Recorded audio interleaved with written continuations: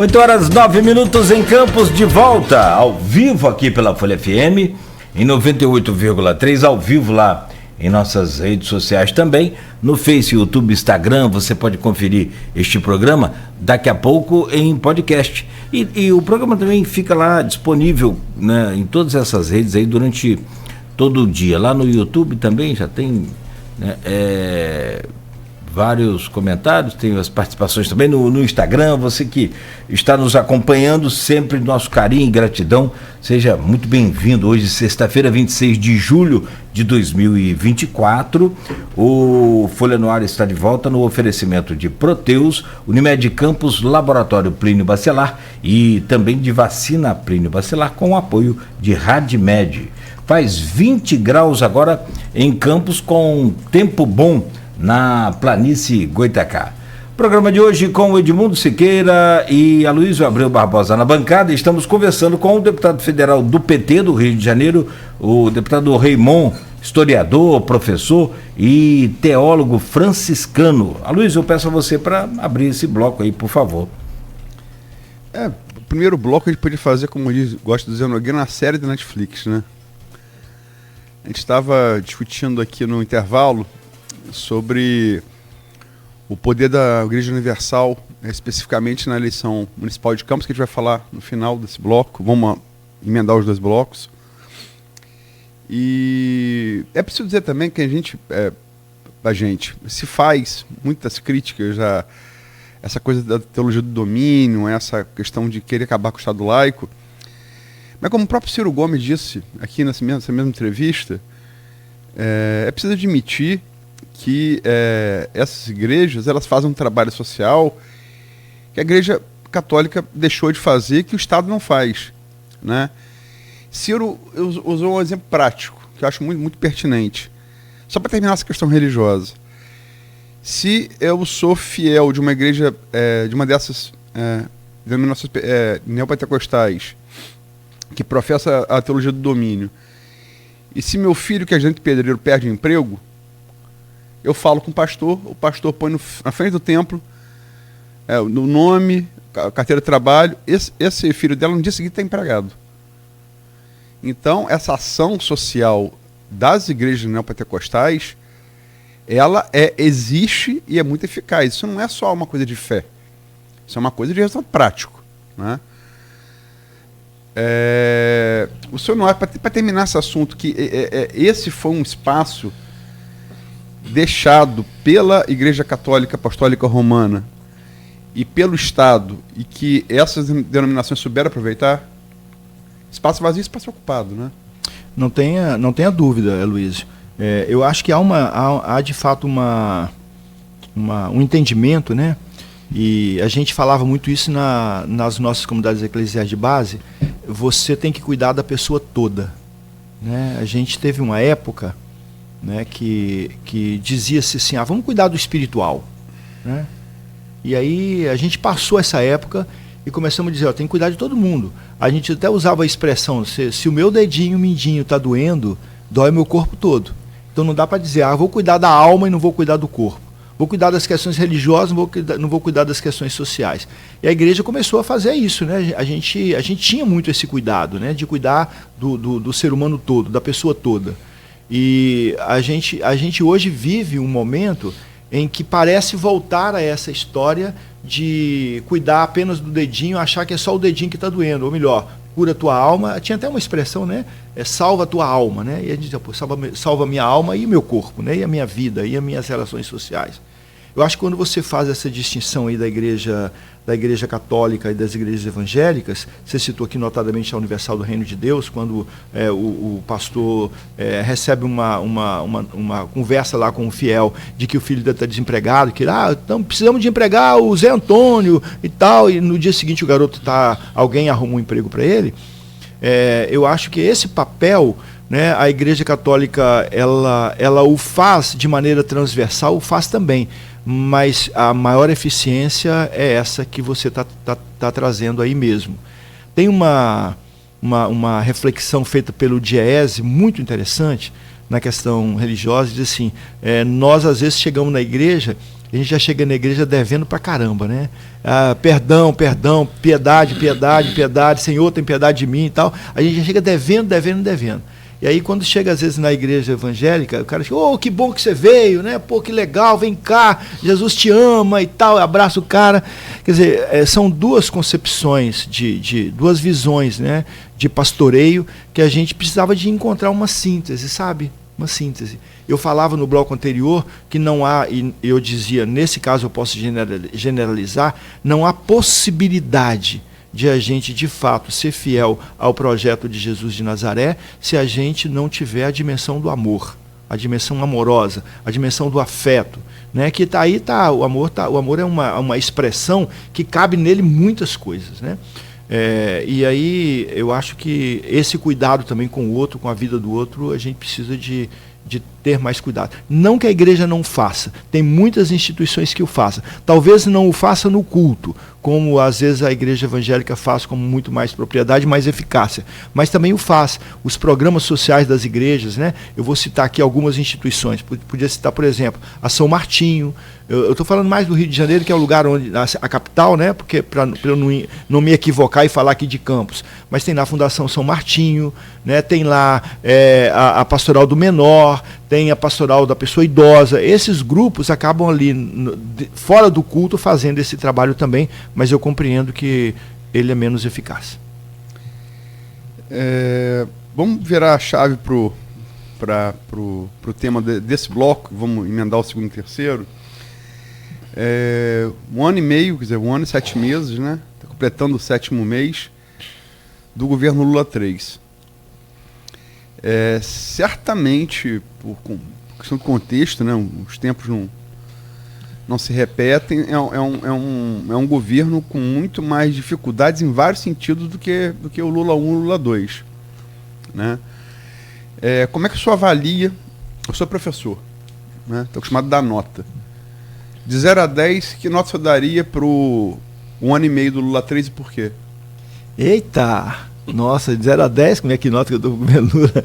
Eu queria dar uma nota 10, mas eu não dou a nota 10 porque eu sei que nós ganhamos a eleição, sei que nós elegemos o Lula, sei que nós derrotamos o Bolsonaro nas urnas, mas sei também, tenho consciência clara de que nós não ganhamos o governo.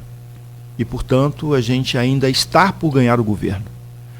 O governo a gente teria ganho se nós tivéssemos correlação de força tal dentro do Congresso Nacional que a gente pudesse dizer no dia 1º de fevereiro de 2023, o nosso candidato à presidência da Câmara não é o Arthur Lira, o nosso candidato a presidente da Câmara é o nosso candidato, que é um membro do nosso partido, do nosso campo ideológico. Então, nós não ganhamos o governo, então eu não dou nota 10 para o governo. Mas, assim, para o esforço do governo, para a capacidade do esforço do governo, de articular do governo, para a capacidade de dialogar com o plenário, para, diante das adversidades, termos aprovado o que nós aprovamos, aí sim eu dou nota 10, para o esforço. Mas para o resultado, eu dou nota 7,5. Eu sou um professor rigoroso. Os meus alunos, eu digo para eles, se está todo mundo começando com nota 10 aqui, vocês vão agora garantir esse 10 aí, né? Mas eu acho que dou um 7,5, 8. E a questão fiscal, a gente está discutindo a questão fiscal, tem várias abordagens da questão fiscal, há quem fale de tirania fiscal, né? Há exemplos, por exemplo, se eu for pegar a esquerda da Austrália, vamos botar um país do tamanho do nosso, do mesmo hemisfério, logicamente colonização diferente. Você vai lá no Labour Party da Austrália. Primeiro mandamento: não gasta mais do que arrecada. Né? Estou falando da esquerda australiana, não estou falando da direita. E o governo está agora com previsão de rombo, né, bem maior do que inicialmente prevista, 28,8 bilhões em 2024. E a Haddad com esforço imenso de tentar aumentar a arrecadação, taxado, e aí sim um pleonasmo doloso, taxado de taxade por conta disso, e isso colou, né? E esse esforço hercúleo para tentar fechar a conta. Como é que o senhor, enquanto deputado federal, enquanto membro do PT, vê essa situação? Olha só, Luiz, nós, o governo Lula 1 e Lula 2, nós vivemos dificuldades, mas elas foram muito menores do que o governo Lula 3. Você, inclusive, expressou isso no seu comentário anterior à pergunta. Em 2003, quando o Lula assume o governo, nós tínhamos um problema no país que era o problema da fome. E nós viramos o jogo. O governo do presidente Lula conseguiu tirar o Brasil do mapa da fome. Nós tiramos o Brasil do mapa da fome, depois Lula foi reeleito, elegeu Dilma, reelegeu Dilma. Em 2016 teve um golpe, nós tivemos o impeachment da presidenta Dilma, nós tivemos a reforma trabalhista, nós tivemos o teto de gastos, a diminuição dos investimentos em educação, em saúde, em assistência, e nós tivemos depois a ascensão de Bolsonaro ao governo, ao poder, e depois, quando Lula assume no Lula 3, nós herdamos novamente um Brasil com 33 milhões de pessoas passando fome. Então, 33 milhões de pessoas passando fome. É conveniente nós pensarmos nesse país de tanta miséria, pensarmos nesse país em que a gente não pode gastar mais do que arrecada? É conveniente a gente pensar em déficit zero nesse momento? Se a gente pensar em déficit zero, mal comparando, porque recurso público é diferente de recurso privado, orçamento público não tem a ver com orçamento privado, mas comparativamente nós podemos entender, um pai jamais dirá para o seu filho, olha, você está doente, você precisa de um tratamento, mas o pai não pode gastar mais do que o pai arrecada. O pai vai ao banco, o pai pega crédito, o pai pega empréstimo, o pai se endivida, o pai bota penhor das joias na Caixa Econômica Federal, o pai vende o carro, o pai vende a bicicleta, vende o velocípede, o pai vende o relógio, porque ele precisa cuidar do seu filho. O governo precisa fazer isso. Eu não participo da luta pelo déficit zero. Eu participo da luta por um país soberano, onde o governo tem que, inclusive, se endividar, porque o endividamento do governo não é um endividamento impulsivo. O governo tem lastro para se endividar. O Brasil, é um país muito rico. E o que a gente tem no Brasil, e portanto o nosso endividamento, você está falando de 28 bilhões de endividamento, né? A nossa capacidade... 28,8, 29. 29 bilhões. A nossa capacidade de endividamento, inclusive, é maior que essa, porque nós temos muitas riquezas. Nós estamos aqui, né, embora estejamos com plataformas maduras em campos, né, já em processo de amadurecimento, mas nós temos aqui, por exemplo, a produção de petróleo, nós temos aqui em Campos o royalty, né? Eu não imagino quanto que deve ser o royalty de Campos, mas o Campos já deve ter recebido aí, nesse tempo que recebe royalty, cerca de 40 bilhões de reais de royalty. Né? Esse 40 bilhões de reais de royalty, na minha leitura, ele poderia, não sei se está sendo feito uma poupança de fundo soberano, não sei se está sendo feito, mas poderia também cuidar dos empobrecidos. E se o governo de Campos precisasse endividar para resolver o problema da fome do seu povo, resolver o problema da mobilidade do seu povo, resolver o problema da educação do seu povo, eu acho que ele tem que fazer isso, porque a rigor, né, o que o pai de família faz, um governante tem que fazer. Eu tenho uma filha, né, e a minha filha, graças a Deus, é saudável, mas se a minha filha adoece, eu vendo a roupa do meu corpo para cuidar da minha filha. Eu acho que essa é uma expressão que a gente precisa ter. Então, essa luta pelo déficit zero é uma luta é uma luta da Faria Lima. É uma luta do pessoal do andar de cima. E a gente vive no país um grande movimento de dizer, gasta-se muito com os pobres. É bom a gente lembrar que quando o Lula foi eleito, agora para o Lula 3, nós tínhamos o teto de gastos. Eu, quando fui candidato a deputado federal, a Luísa, Edmundo, Cláudio, Beto, quando eu fiz campanha para deputado federal, eu dizia para o povo assim, quando chegar em Brasília, eu vou lutar para revogar a reforma do ensino médio. Eu vou lutar para revogar a PEC do teto de gastos. Eu vou lutar para revogar a PEC que fez a reforma trabalhista. Quando eu chego lá, eu não consegui fazer isso, porque eu não tenho correlação de força. Se eu tivesse 240 deputados do governo, a gente tinha feito esse movimento, mas nós temos 130.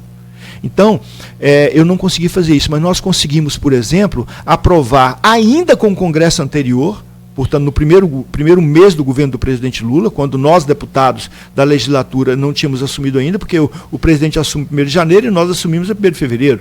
Então, conseguimos aprovar ali ainda, no Congresso antigo, a PEC da transição, que garantiu recursos para assistência, para combate à fome, para o Bolsa Família, etc. Então, é isso. Então, eu fico pensando, sabe, Aloysio, que a política do déficit zero é uma política da Faria Lima, é uma política dos grandes. E os grandes temem aquilo que o governo brasileiro precisa fazer, taxação dos super ricos. Acompanhei agora a ministra Svenja, da Alemanha, que cuida das políticas sociais da Alemanha, acompanhei lá na Rocinha. E aí nós levamos ela no edifício Júlio Delamare, tem 2 sacadas, uma sacada para Rocinha e uma sacada para São Conrado. E aí quando ela... Rinaldo, eu falei o quê?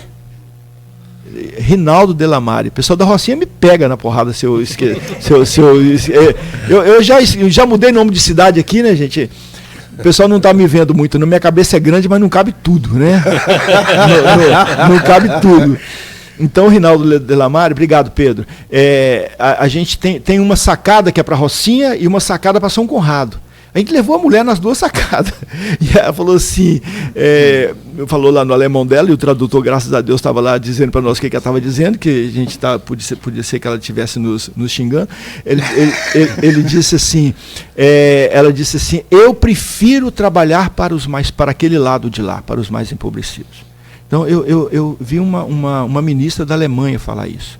E quando a gente está falando isso, a gente tem que dizer que o lado de lá, para que a gente olhe o lado de cá, o lado de lá tem que ser taxado. É um absurdo que a gente viva num país em que os super ricos não são taxados.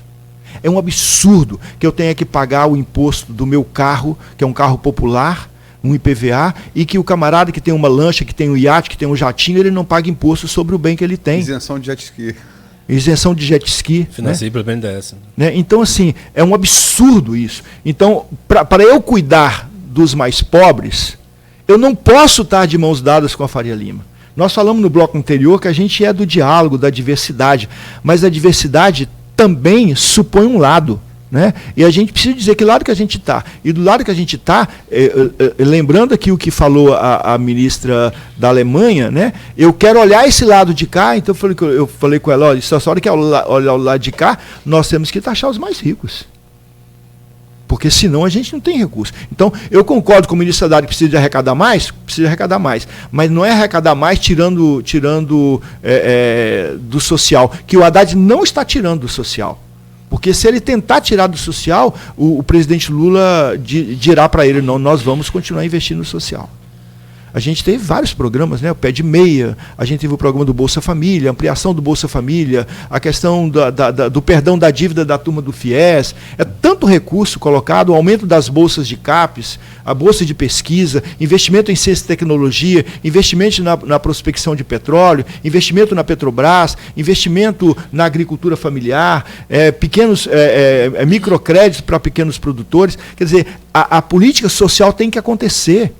O SUAS, né, o Serviço Único da Assistência Social, tem que ser empoderado. Nós estamos lá votando agora a PEC 383, que é uma PEC do SUAS, né, para o piso do SUAS, para que a gente tenha, assim como tem um recurso carimbado para a educação e para a saúde, tenha também para a assistência social. Isso é cuidar do povo. Então, para cuidar do povo, não tem matemática, né? Não tem matemática. Só uma observação, desculpe interromper o senhor. Claro. Falar em social, direita, esquerda, essa coisa. O Faria Lima, que a direita se identifica muito com isso, se não é o social no meio da eleição, Bolsonaro poderia perder demais, ou quase ganhar a eleição. Se tem mais 1 ou 2 semanas, talvez, de campanha, o social de Bolsonaro quase que o levaria a segundo mandato, que foi o Auxílio Brasil com o empréstimo consignado. Aquele empréstimo consignado fez ele disparar nas pesquisas e refletindo nas urnas também. Foram três fatores. Primeiro, ele aumentou muito a vantagem nos evangelhos. Ele tinha vantagem, mas aumentou demais. Isenção fiscal para pastor, para votar. Isso mudou. ICMS do combustível. Julho, agosto. Ali, 2 a 5 foi embora. Lula liderava, 2 a 5 salários mínimos, foi para o Bolsonaro. O de 600, ele mexe com 0 a 2 salários mínimos, mas volta. O consignado entrou. O consignado, inclusive, para você ter uma ideia, é de uma profunda irresponsabilidade, cruel, esse né? consignado a qualquer custo, né? Eu tenho irmãos, né? Eu sou funcionário licenciado do Banco do Brasil. E eu tenho irmãos que trabalham na Caixa Econômica, que é quem mais paga, né, os consignados, quem mais paga os benefícios e tal. Eu tenho 5 irmãos funcionários da Caixa Econômica. E alguns deles, 3 deles são gerentes gerais de agência. Eles disseram para mim: Raimundo, é um absurdo o que foi feito com consignados na reta final da eleição, ou no ano da eleição. Eu tenho amigos taxistas, né, e nada contra os taxistas, né, mas os taxistas começaram a ganhar todos, independente de ter condição ou não, todos ganhavam um auxílio de R$1.000 em vários meses. Então, assim, foi muito recurso. Então, quando a gente precisa se endividar, tem que se endividar, mas é para socorrer os mais empobrecidos. O governo existe para isso. Volto à imagem do filho adoecido. Se o filho está adoecido, você que está escutando a gente aqui na rádio, se o teu filho está adoecido, eu vou aqui arriscar. Eu acho que ninguém que está me ouvindo, vai ficar guardando dinheiro do colchão com o filho precisando de uma Novalgina, com o filho precisando de um atendimento médico, com o filho precisando de uma internação, com o filho precisando de um curativo. A gente vai ajudar o filho. Deputado, essa coisa que o Luiz trouxe do Tachad, né? Eu não. Eu trouxe o fato de ter colado. Ministro Haddad, foi o Aloysio, hein, que disse do Tachad. O fato de ter, trouxe a informação que realmente colou. O meme, né, que está na política nossa, vem de mimese, né, de imitação, né? É uma forma de política, uma forma de tentar conversar sobre política. Um país que temos uma taxação do consumo, por exemplo, né, muito mais tem que fazer reforma tributária. E um país de uma inflação grande que tivemos recente, né? É natural que a gente tenha esse medo, né? O brasileiro tem esse medo de endividamento e tal. Por outro lado, é uma visão de mundo que traz essa coisa de gastar com quem precisa, né?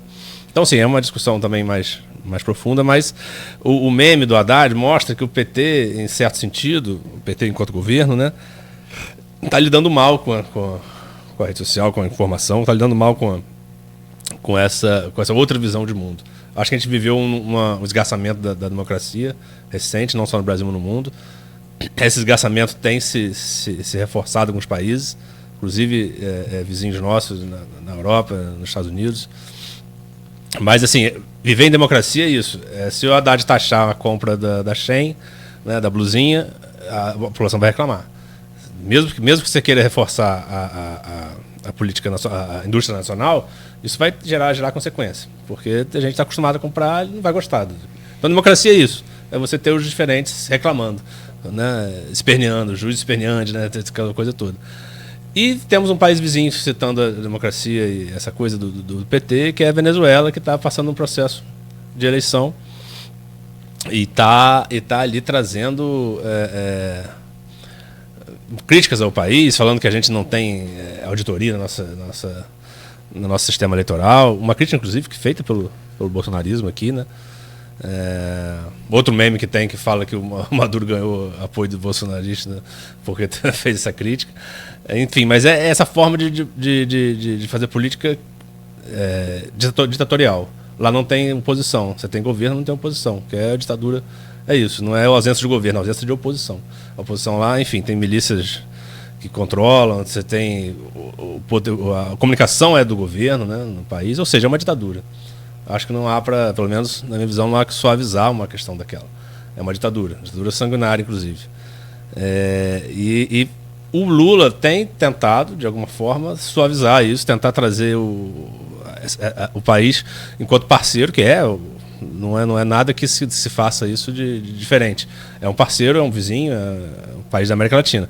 Porém, o Lula não se desgastou, aí voltando à questão do meme, da fazer política, da imagem política. Você não acha que o Lula se desgastou já o bastante em tentar suavizar essa questão do apoio a uma ditadura, né? Do apoio que eu digo assim, tentar entender aquilo como... Ele já falou que a democracia, não vou lembrar a frase certa, mas é um conceito relativo. Um conceito relativo. Então, assim, é uma frase infeliz, né? Mas, enfim, que tenta trazer uma ditadura para uma questão democrática, não é. Então, quem são eles, né, para criticar o nosso sistema eleitoral? Então, assim, enquanto ditadura, né? Então, a pergunta é, Lula não se desgastou bastante com a Venezuela para continuar tentando fazer isso? Ou você acha que... Desgastou politicamente, que eu digo, né? Ou você acha que isso é uma postura mesmo do Lula e do PT e não dá para mudar? Você sabe que vocês são craques da comunicação, estão aqui todo dia, né?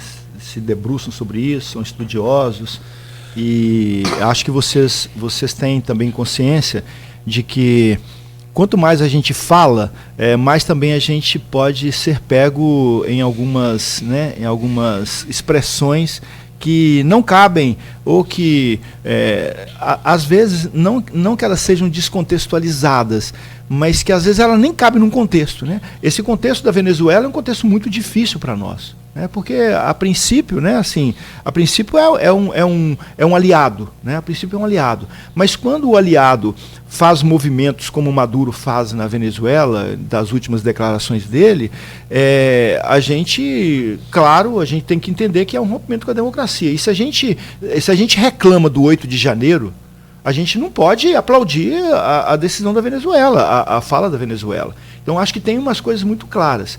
Só que o Lula é um cara que fala muito, né? Que fala muito, e que tem que falar mesmo. Ele acho até que o muito que ele fala ainda é menos do que eu achava que ele deveria falar. Tem que se posicionar em muitas questões.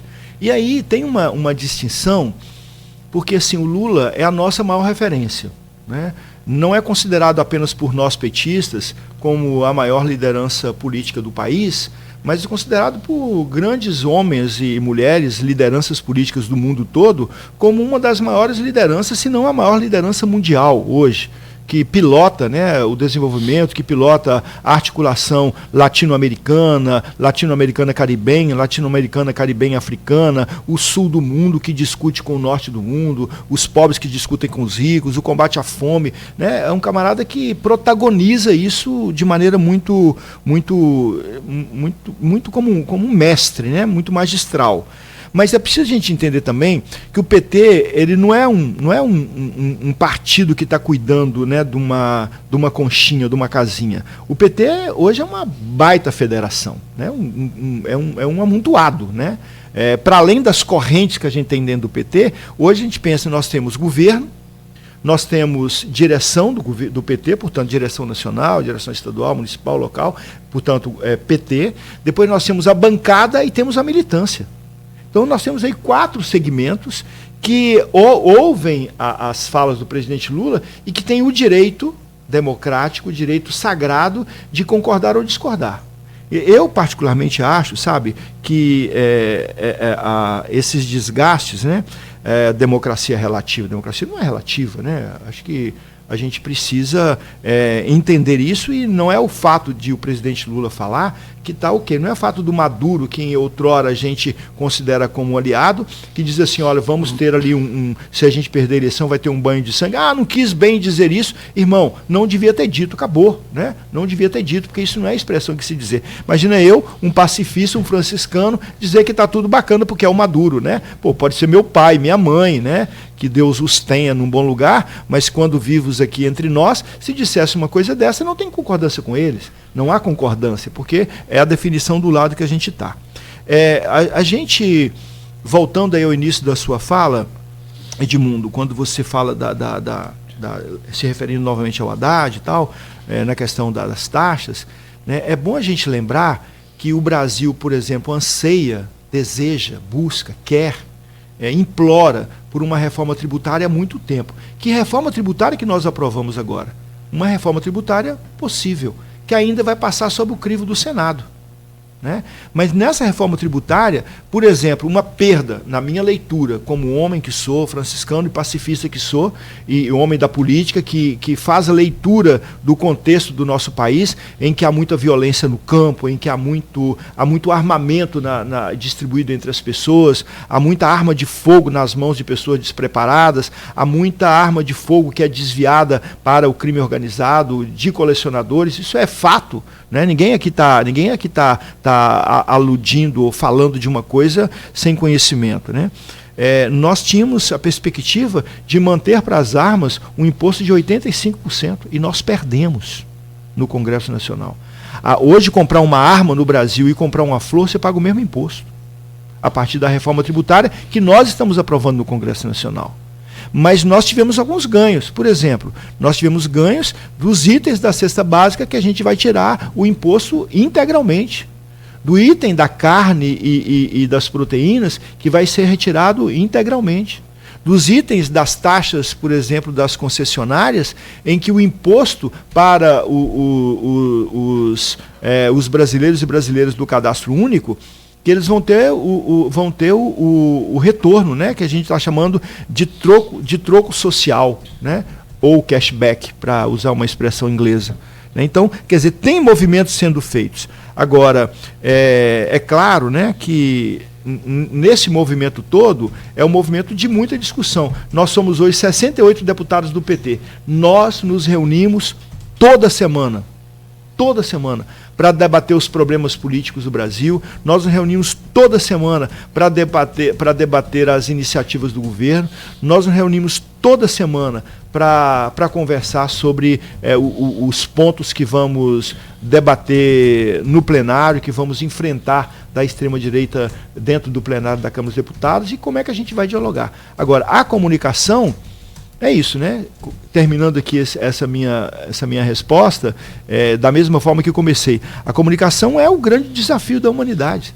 Se ela é a ferramenta mais importante para nós nos afirmarmos e afirmarmos quem a gente é, ela é também o grande gargalo. Porque se não se comunica bem, né?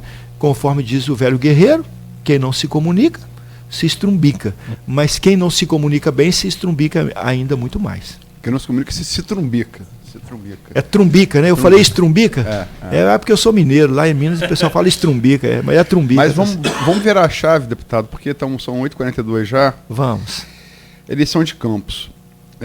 A gente teve a deputada estadual, sua colega parlamentar da bancada, lógico que sou da federal, ela é da estadual, Carla Machado,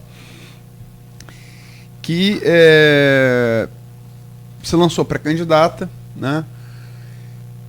Com base, você não pode, eu acho que, você tem que conversar com juristas, né? Conversamos com todos os juristas da comarca mais respeitados, advogados, da promotoria, falando sobre a questão da figura do prefeito itinerante. E sim, é unânime que aquilo não poderia acontecer, né? Estamos falando disso desde 6 de novembro do ano passado, né? O PT insistiu com Carla, TSE julgou um caso similar, não pode, passou uma semana, ela retira a candidatura. Professor Jefferson, que inclusive mandou mensagem aqui, ouvindo o programa, coloca aqui: por gentileza, transmita ao amigo deputado federal Raymond toda a nossa admiração por entrevista tão lúcida, sábia e pertinente ao nosso tempo e à fé que professamos. Fraternal, carinhoso abraço. Pode dizer que a Poquinho está garantido. Abraço, Jefferson, querido. Então, o Jefferson, que também já tinha sido posto como candidato desde junho do ano passado, assume. Até porque o outro pré-candidato, Elinho Anamal, também tinha problemas de desvinculação de função sindical. Estamos com o presidente aqui do PT aqui de Campos atrás de nós, mas a pergunta é ao senhor, e esse olhar de fora, esse olhar do Rio, claro, do PT da capital do estado. O PT não perdeu tempo com isso? E assim, a gente estava previsto, eu esperava entrevistar o senhor hoje com a pesquisa do dia, a Real Big Data, que é um instituto muito sério, conceituado, que o dia encomendou e anunciou para ontem. Está no TSE registrado, mas não saiu. Não saiu. Uhum. A pesquisa que a gente tem registrada, que a gente pode falar aqui, é a pesquisa Prefab de 26 de abril, em que colocou Vladimir com 55 e Carla com 18,7. Carla sai, né, no final de junho, né? E a grande pergunta é, para onde vão esses votos de Carla? Porque 18,7% da intenção de voto é muito voto em qualquer eleição do mundo, né? Claro. Como é que o senhor enxerga do Rio todo esse processo? Primeiro eu quero fazer um registro da deputada Carla Machado e dizer que eu tenho muito carinho, muito afeto por ela e a considero uma figura pública importante do nosso partido. Foi prefeita em São João da Barra, né? Prefeita de 4 vezes. 4 vezes, prefeita de muito bom resultado e tão bom resultado que dá ela aqui em Campos, né, numa pesquisa sem que a candidatura estivesse de fato confirmada, esse percentual de voto que poderia levá-la a segundo turno, né, junto com... Poderia. Não, se o primeiro tem 55... Não, mas é porque poderia no sentido de que a gente ainda não começou a campanha e que a gente tem aqui, por exemplo, em Campos, né, a leitura que a gente faz de fora, né, vocês talvez tenham, talvez não, com certeza tenham mais elementos do que eu, mas existe também uma intenção de voto daqueles que o Lula indicar, que Lula, é claro que perde em Campos, mas o Lula tem... Vai ser 1.000 votos. Tem voto em Campos, 100 mil votos, né? Se ele tem 100 mil votos em campo, e parece-me que Bolsonaro teve 170 mil, se não me engano. Vou pegar aqui os dados, mas o Bolsonaro ele ficou mais de 60% dos votos válidos. 65 em 2018, 63 em 63. 2022, né? segundo turno. Então Lula tem aí 37% dos votos, né? No segundo menos. turno. Né? Tem os indecisos, tem o indeciso, os brancos. Eu falo dos votos válidos. Dos votos válidos. Dos votos válidos. 63, 37. Sim, né? Porque aí é voto válido, perdão, não tem matemática fora dos 100%. Então, assim, há também uma sinalização de que o candidato que o Lula indicar, ele é um candidato que vai levar um voto, né, significativo. Então, Carla Machado tinha condição de ir. Então, fazer o primeiro registro dessa figura política importante, que eu conheço há pouco tempo, mas que admiro. Né? Tive uma relação muito boa com a Carla Machado, e quero aqui afiançar assim, o meu afeto, o meu carinho, o meu apreço à sua trajetória política. Depois... Falar só para dar os números exatos. Bolsonaro 63,14 dos válidos em Campos, Lula 36,86. 36,86, é isso. Então, assim, um pouco nessa perspectiva. Depois, a tentativa da manutenção do nome da Carla é porque essa migração, né, que um pouco é essa ideia, né? A gente tem uma migração de municípios vizinhos, mas que a gente tem precedentes, né, no país, né? Que não de agora, mas precedentes pretéritos, né, em relação a essa questão de... Foi por esse precedente que o TSE e o Supremo falaram que não podia mais. Não pode mais. Pois é, mas nós tínhamos essa expectativa, e quando houve o julgamento de um outro caso, que nem é o caso da Carla, que aí o TSE deu como definitivo, a gente por também... unanimidade. A gente não vai mais insistir com o nome dela, e a deputada Carla, ela está muito tranquila, né? Tranquila e entendendo que ela está na campanha do Jefferson. Né, do professor Jefferson, que hoje, né, em Campos, foi diretor do campus do Instituto Federal Fluminense, foi reitor do Instituto Federal Fluminense, é um professor, né, qualificadíssimo, é um cara muito amado por quem o conhece, mas também há de se dizer que a pesquisa hoje diz que, se não me engano, que o Jefferson é conhecido por 5% da população de Campos. Se é isso, nós precisamos de ampliar.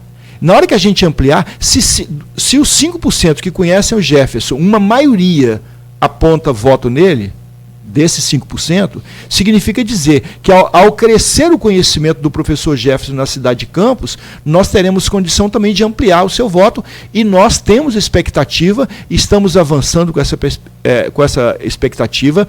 A deputada Carla Machado estará, eu não tenho dúvida, estará na campanha do companheiro Jefferson, do professor Jefferson, e o presidente Lula estará na campanha do professor Jefferson, falará ao povo de Campos sobre a importância de eleger o professor Jefferson, e aí a gente tem ainda a expectativa de que o Jefferson cresça, porque a campanha ainda nem começou.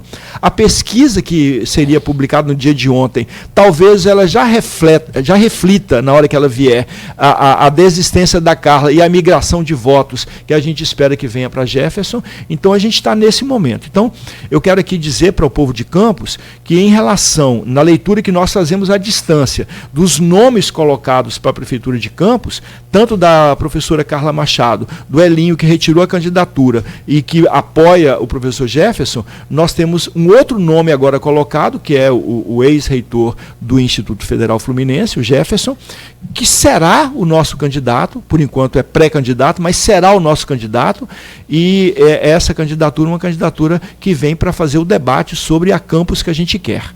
A cidade que a gente quer. Uma cidade onde a mobilidade tem que ser respeitada, uma cidade onde as comunidades empobrecidas têm que ser respeitadas, uma cidade que vai ter o presidente Lula governando o país com um olhar privilegiado e preferencial para a cidade de Campos. Então, eu estou confortável, sabe, Luísio, com esse processo. No mínimo, nós vamos fazer um bom debate com o professor Jefferson em Campos, para que o povo o conheça e opte por esse caminho. Eu vou pedir desculpa, eu lembro de falar de cabeça, é muito número, né? Estou analisando também a eleição do presidente dos Estados Unidos nos colégios eleitorais, aí você me embola o número, eu dei números errados aqui. Eu falei que o Vladimir tinha 55, não é verdade, ele tem 53,7, errei na margem de erro. Mas ele tem 53,7 nessa pesquisa de 26 de maio, Carla teve 18,7, aí sim acertei. Delegada Madeleine, 6,8, Thiago Rangel, 2,5, deputado estadual também. Alexandre Buchaú do Novo, 0,6, professor Jefferson, 0,6. Magal, ex-vereador, que não deve ser candidato, 0,5. Essa é a pesquisa que a gente tem registrada para falar. A gente só pode falar aqui de pesquisa registrada. Claro. Mas a grande pergunta é para onde migrarão esses votos de Carlos? Só acha que o prefeito Vladimir já declarou, e dizer ter pesquisas internas, que metade desses votos iriam para ele. Né? Eu não posso falar. Eu olhei outras pesquisas internas, mas eu não posso falar. Né? Uhum. Eu sei mais ou menos o destino desses votos. Esperava que o dia confirmasse para poder falar. Mas qual a importância? O senhor falou que Carla vai estar na campanha. Ela, por enquanto, não está. O Gilberto já falou isso, o Odisseia já falou isso, mas ela até esse momento ela não apareceu na campanha de Jefferson. Está no recesso parlamentar da Assembleia Legislativa, né? E ela estará na campanha, né? Pelo que eu conheço, eu não tenho também a palavra dela para dizer isso. Isso que eu ia mas não tenho a palavra dela, mas pelo que eu conheço, né, da trajetória da prefeita, da deputada Carla Machado, ela não se furtará de estar conosco, de estar com o professor Jefferson e, portanto, o Vladimir, né, só para comentar o que o Vladimir disse, o Vladimir está certo de dizer que os votos vão migrar para ele, claro. Ele falou 50%. Ele está certo de dizer isso, mas não que isso seja certo. Né? Ele está certo porque é o jogo da política, ele tem que falar isso mesmo. Se ele falasse 80% da Carla vem para mim, ele está julgando e está ok. E eu aqui vou dizer aqui, eu acho que nós temos um percentual muito maior de 50% da Carla que virá para o Jefferson, e a pesquisa deve mostrar isso. E o senhor, só para ressaltar, o senhor está certo numa coisa, isso em todas as pesquisas que eu vejo, talvez seja o grande trunfo de Jefferson, né? Mas é aquela coisa, o espaço tem que ser aproveitado, espaço vazio, espaço ocupado. Se não é por um, é por outro. Ele é muito pouco conhecido, isso eu vejo em todas as pesquisas, ele é o que tem menor índice de conhecimento, e isso Esse ruim é bom. É um potencial. É um potencial, porque ele precisa se fazer conhecido. Sim. Na hora que começar a veicular o vídeo do presidente Lula abraçado ao Jefferson, dizendo assim, esse aqui é o meu candidato a prefeito de Campos, a hora que a Carla Machado botar o braço no ombro do Jefferson e dizer, esse aqui é o meu candidato, vocês iam votar em mim, agora vão votar no Jefferson, acho que a história vai mudar, ele vai se tornar mais conhecido. E quem conhece coisa boa, gosta de coisa boa. O pessoal vai gostar do Jefferson. Eu vou fazer a última pergunta, depois passo para Edmundo e Nogueira. Peço desculpa, mas porque essa coisa de pesquisa eu que faço. Então, esse mesmo eu errei número. Falei 55, sou 53,7 de Vladimir. O PT não esconde. Isso eu converso com várias fontes do PT. Tem uma aqui, Odisseia, eu respeito muito, tenho muito carinho. e muito respeito. Luciano D'Angelo, Zé Luiz Viana da Cruz, o próprio Jefinho. Eu falo Jefinho porque a gente é amigo de adolescência. Claro. Ele me chama de Luizinho, eu chamo de Jefinho. Enfim, várias fontes, o Gilberto, né? Várias fontes que você conversa, o Zé Maria Rangel, o Teseu Bezerra, várias fontes que você conversa, ninguém esconde. O objetivo maior do PT, mais do que a disputa ao executivo, é reconquistar uma cadeira no legislativo. Já teve, durante, acho que Antônio Carlos Rangel, irmão do Zé Maria, repetiu 2 vezes, teve o próprio Odisseia, teve Renatinho Barbosa, que infelizmente morreu um acidente trágico, a Odisseia pegou o mandato, assumiu o mandato dele, Marcão Gomes, Ivete Marins, e todos são parlamentares, e eu posso dizer porque eu já cobri a política em todos esses exercícios parlamentares, todos parlamentares que se destacaram muito na Câmara, positivamente. E o PT perdeu esse assento, né? O senhor concorda, e como parlamentar também, vendo de fora, que esse é o principal objetivo do PT de Campos, é conquistar essa cadeira na Câmara? Uma, pelo menos, entre as 25? Nós vamos conquistar uma cadeira na Câmara de Campos. Nós vamos conquistar uma cadeira em Campos. Mas nós temos o objetivo também de eleger o professor Jefferson. Esse é nosso objetivo. E a gente não está no jogo para apenas fazer cena. Estamos no jogo para valer, né? E o nosso jogo é um jogo que discute estética com ética. Nosso jogo não é um jogo que ele tem todos e quaisquer pressupostos. Mas eu quero te afirmar, Aloysio, nós estamos lutando muito e vamos retomar a cadeira do PT na Câmara de Vereadores, vamos retomar 1 ou 2 cadeiras. Temos uma nominata muito boa em Campos, muito boa, né? Você falou aí de alguns companheiros, né? A professora Odisseia, nossa presidenta, está aqui, ela é uma dessas figuras. E tem outros companheiros muito valentes, né? Podia citar aqui, tem o Teseu, tem o Raul Palácios, tem alguns professores que agora esqueço. Nós temos professores, vários professores na nossa nominata. Destacando aí, eu quero destacar a figura da professora Odisseia, mas nós estamos no jogo político de Campos para ganhar a prefeitura, para melhorar a vida do povo de Campos. Eu falei no bloco anterior e no intervalo eu procurei informação sobre, por exemplo, fundo soberano. Campos não tem fundo soberano. Vive de royalties. Quando acabar os royalties, o que a gente vai fazer? Não vamos ter recurso para procurar uma outra economia? É como se a gente dissesse assim, a gente falou hoje de endividamento, né? Eu ganho 100 e eu gasto 100. Eu estou considerando que eu vou ter saúde a vida inteira. Eu ganho 100 e, se eu puder, eu gasto 90. Se eu precisar em algum momento, eu gasto 150, 200. Mas na margem, eu falei que 40 bilhões de reais em royalties que Campos já teve, e no intervalo eu fui pesquisar e não tem fundo soberano. Né? O que a gente está fazendo? Então, o Fundo Soberano é o seguinte: o royalty, ele é um recurso findável. A hora que as plataformas estiverem maduras e que não tiverem mais, foram substituídas, por exemplo, plataformas tecnológicas, plataformas que são mecânicas, no sentido assim de abandonar ou de não necessitar de tanta mão de obra, a gente vai chegar com desemprego, a gente vai chegar com fome.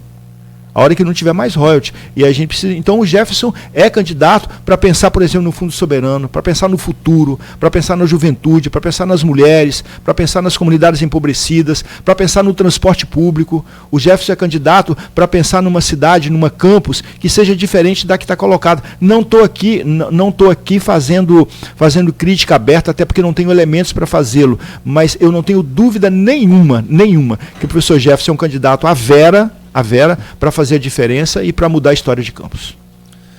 Deputado, só a minha última pergunta. A gente tem uma pesquisa, um estudo da Quest, também tem outros estudos que dizem isso: quanto maior a cidade, mais a questão de polarização fica evidente.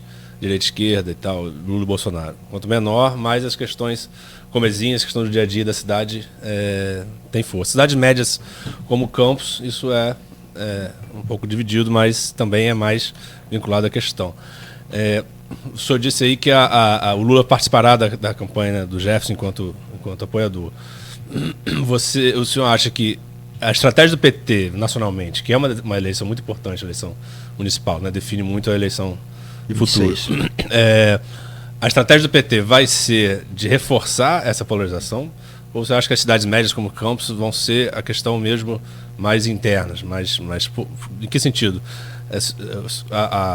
Candidatos aqui da região têm um perfil muito mais agregador, muito mais que estão liderando as pesquisas, muito mais agregador, menos polarizados do que polarizados, né? Tem esse perfil. O próprio Vladimir, perfil mais de centro, digamos assim, né? Carla Capucci, Elvis, tem todo esse perfil de você não consegue visualizar nele neles, né? Uma questão ideológica muito evidente. A estratégia do PT será de reforçar essa polarização a níveis municipais, né? No nível municipal, ou não, ou vai ser de participar pontualmente de cada município. O PT tá num esforço hercúleo de diminuir a polarização, né? Tanto é que o presidente Lula tem falado abertamente, que ele não está preocupado se o se o prefeito de uma cidade, ou se o governador de um estado, se ele esteve com ele ou não na eleição de 22. Se o prefeito ou o governador quiser recursos para melhorar a vida do povo, o governo federal não faltará com esse recurso. Haja visto agora o que a gente tem no Rio Grande do Sul, com o Eduardo Leite, o governo se mudou para o Rio Grande do Sul para ajudar o Rio Grande do Sul. O governador Cláudio Castro, que é um bolsonarista, que é um governador do PL, ele sabe que se bater às portas do governo do presidente Lula, o presidente Lula e o governo estará à disposição do Estado do Rio de Janeiro. Agora, né, amanhã, hoje é sexta-feira? Sexta-feira, hoje, o presidente Lula está anunciando o PAC Seleções para a questão das enchentes, da contenção dos rios, né, dos alagamentos, dos desmoronamentos. Eu, inclusive, indiquei 2 regiões do Rio de Janeiro, Belford Roxo, na Baixada Fluminense, e a Bacia de Acari, na cidade do Rio, na zona norte do Rio. E eu não posso dizer qual vai ser o anúncio do presidente Lula, mas eu estou nem dormindo direito, esperando que ele contemple as 2 indicações que eu fiz, e eu estou com expectativa de que isso aconteça, Deus queira que aconteça. Então, o governo do presidente Lula está investindo no Rio de Janeiro, um estado governado pelo PL.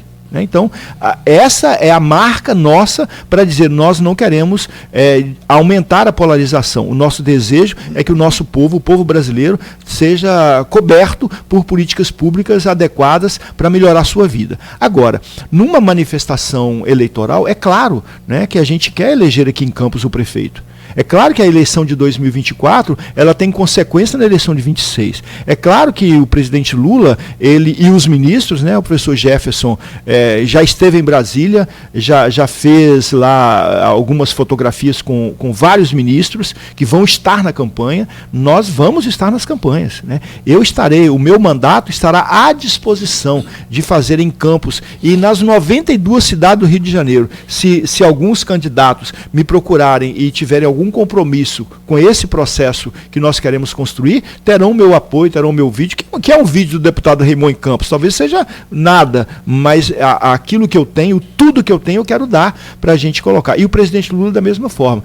Não acredito e não faço essa leitura, Edmundo, de que a presença do Lula no palanque do Jefferson, a presença do Lula nas mídias do Jefferson seja um estímulo à polarização. Eu acho que o estímulo à despolarização é aquilo que o Lula tem feito e tem dito: olha, se precisar do governo federal, nós estamos aqui, é nossa obrigação e a gente vai cumprir. Bom, 9h03, olha como é que a hora passa rápido. Depressa demais. É muito, né? Como a gente conversa aqui em projeções, e projeções são projeções hipotéticas, não é nenhuma batendo martelo aqui que vai acontecer. Tudo pode acontecer, como diz a Luiz, né, o saudoso Marco Maciel, tudo pode acontecer, né, inclusive nada.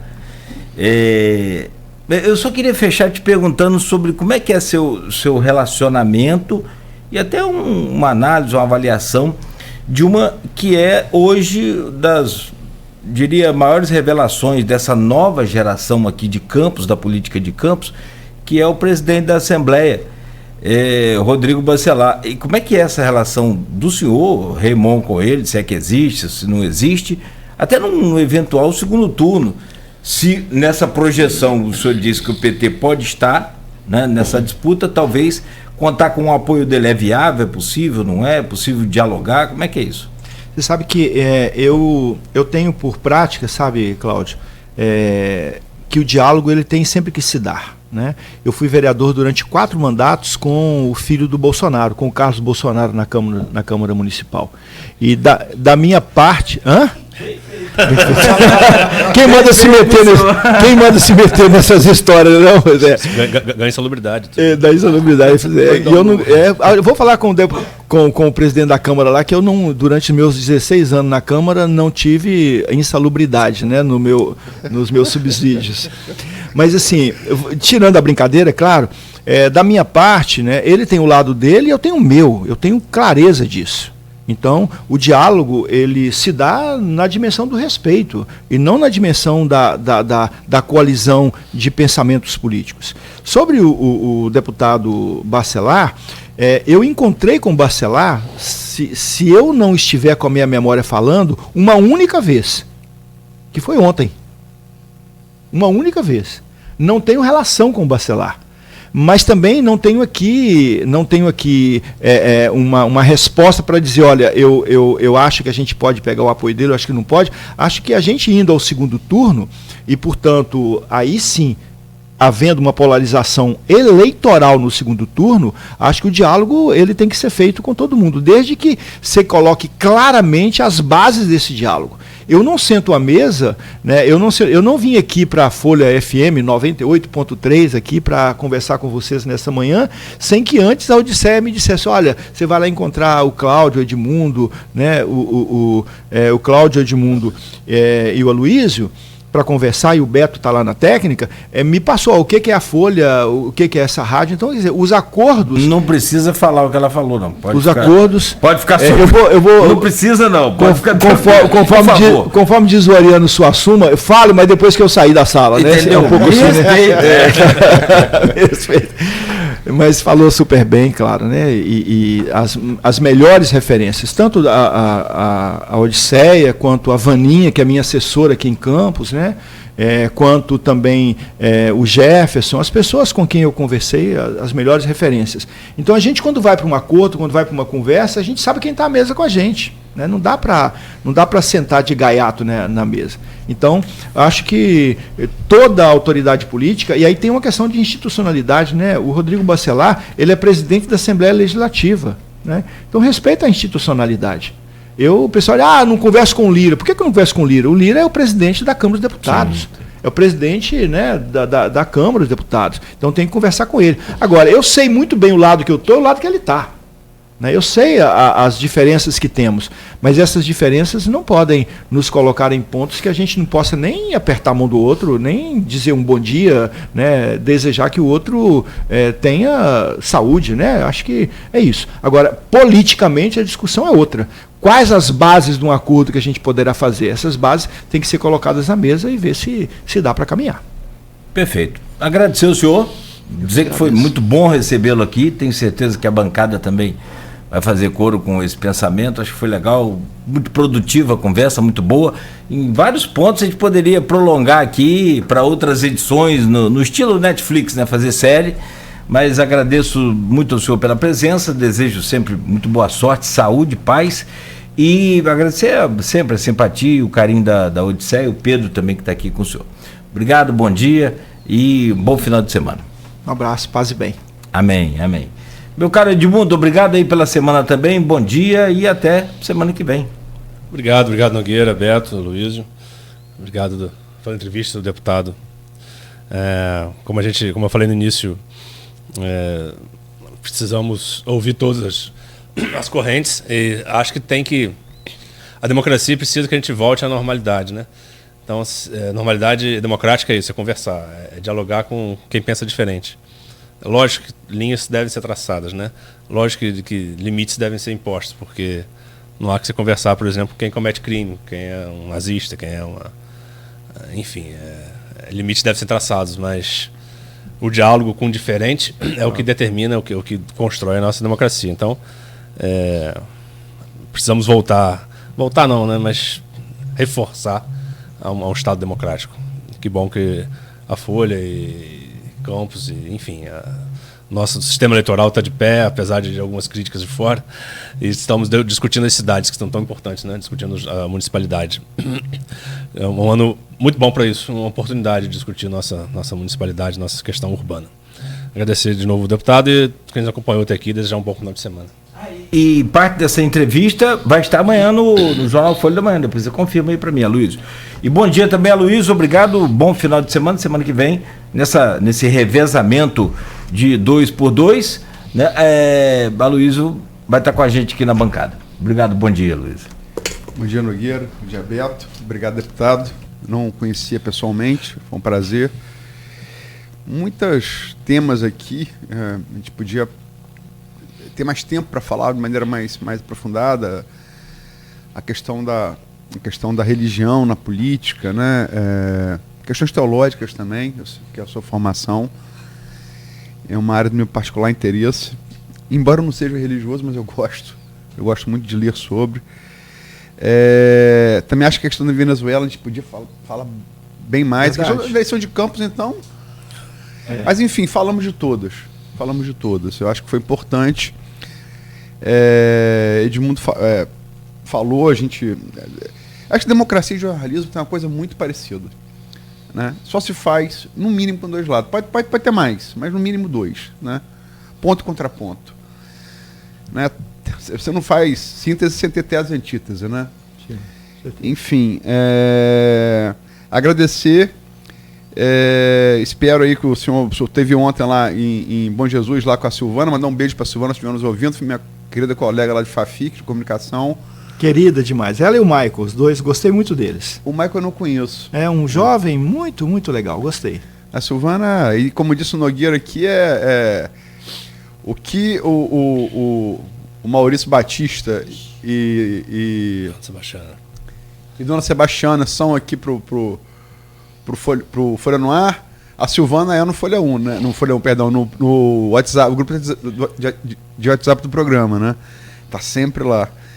Então isso, agradecer e vamos ver como é que vai ficar essa eleição e como vocês lá da capital vão olhar e vão interferir aqui dentro das suas obrigações partidárias, né? E como é que isso vai se desenrolar? Porque hoje são 72 dias, né?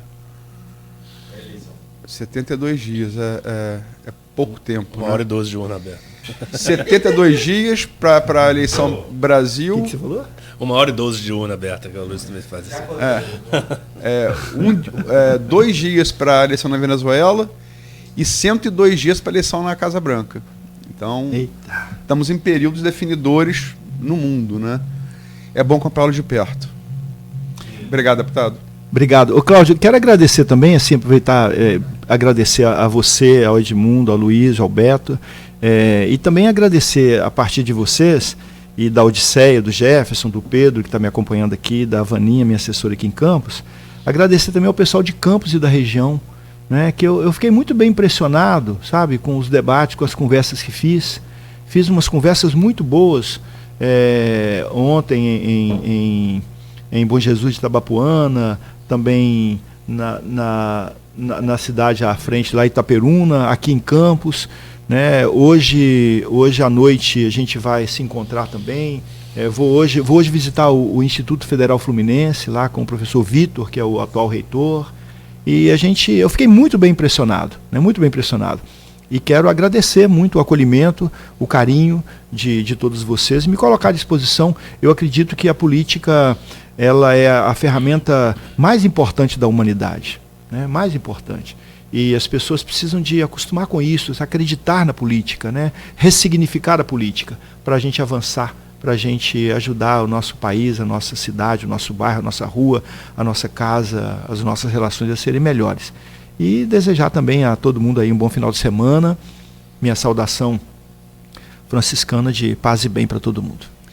Ficaria mais impressionado ainda se comesse um quibe lá e tal, que você deve ter passado direto. Meu amigo, eu vou então você abriu uma brecha. Eu passei ontem, era Era 10 horas da noite, passei lá em Italva, aí o carro passou, eu falei assim, ponto chique, para o carro, volta. Aí o pessoal, o rapaz fez o retorno, voltamos lá no ponto chique, fomos atendidos lá pela Silvia, filha da dona Saide, comemos, meu amigo, eu não vou nem dizer quanto que eu comi, né? Comi bem, comi e ainda trouxe para casa. Muito bom. Você tá falando do garoto Italva aqui. Muito bom, muito bom. Nossa, estive lá. Não, se ele manda para o senhor uma foto dele de São Já fui garoto lá, já fui garoto mais bonito da cidade lá, filho. Tá pensando? Eita, tá vendo? Mas, olha, Você imagina os outros, né? A inveja é isso, tá? A inveja é assim mesmo, é isso mesmo. Pessoal invejoso. Só para. Eu acabei não falando, você falou, vai estar parte dessa entrevista, não dá para sei lá toda, né? Mas parte dela vai estar amanhã, bem cedo na banca, na casa dos assinantes, na Folha da Manhã. Legal. E também no site Folha 1. Esse é o impresso nosso que sai sempre às quartas e aos sábados. Muitíssimo obrigado. Valeu, gente. 9h15, fechamos por aqui. Semana que vem estaremos de volta, segunda-feira às 7 da manhã, no oferecimento de Proteus, Unimed Campos, Laboratório Plínio Bacelar, Vacina Plínio Bacelar e com o apoio de Radmed. Continue ligado, continue na Folha FM. Credibilidade. Mais de 2.000 empresas